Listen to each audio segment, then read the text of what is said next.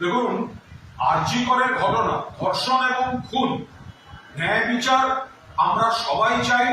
মাননীয় মুখ্যমন্ত্রী মমতা বন্দ্যোপাধ্যায়ও চান, অভিষেক বন্দ্যোপাধ্যায়ও চান, এবং পুলিশ সেই মতো তদন্ত করছিল, একজনকে গ্রেফতার করেছে 12 ঘন্টার মধ্যে।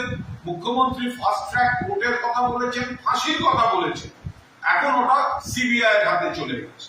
তো মুখ্যমন্ত্রীও বলেছিলেন সিবিআই এর হাতে দিলে কোনো আপত্তি নেই, কিন্তু মাননীয় সাংসদ সুখেন্দু শেখর রায় তার পোস্টে যেভাবে পুলিশ কমিশনারের গ্রেফতার দাবি করেছেন, পুলিশ কমিশনারকে কাস্টোডিয়াল ইন্টারোগেশন অর্থাৎ সিবিআই পুলিশ কমিশনারকে গ্রেফতার করুক এবং জেরা করুক, এই দাবির তীব্র বিরোধিতা করছি। কারণ পুলিশ কমিশনার বিনীত গোয়েল তিনি সংবাদ পাওয়ার পর, খবরটা পাওয়ার পর দ্রুততার সঙ্গে যথাযথ ব্যবস্থা নিয়েছেন, পদক্ষেপ নিয়েছেন, এবং সেইখানে 12 ঘন্টার মধ্যে গ্রেফতার হয়েছে।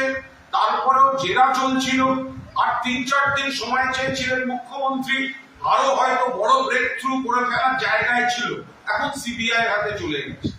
সেই জায়গায় সুখেন্দু বাবু সিনিয়র, আমাদের সকলের শ্রদ্ধেয় নেতা, তার আবেগ, তার উদ্বেগ নিশ্চয়ই, কিন্তু তাই বলে পুলিশ কমিশনারের গ্রেফতার চাই এবং হেফাজতে নিয়ে জেরা চাই, এটা একটা অযৌক্তিক দাবি এবং এই দাবি বিরোধিতা করছি।